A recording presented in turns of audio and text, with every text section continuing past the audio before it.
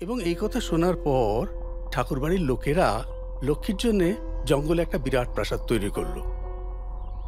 আসলে ওটাকে প্রাসাদ না বলে কারাগার বলাই ভালো, কারণ ওখানে লক্ষ্মীকে বন্দি করেই রাখা হয়েছিল।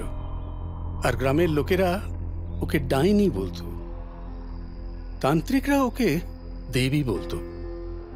একটা বাচ্চা মেয়েকে ওভাবে বন্দি করে রাখা হতো, পুলিশ কিচ্ছু করেনি?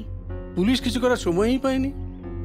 তান্ত্রিকরা বলে যে দেবী চামুন্ডা ক্রোধ প্রশমিত করতে হলে দেবীর সন্তানকে তার কোলে ফেরত পাঠাতে হবে।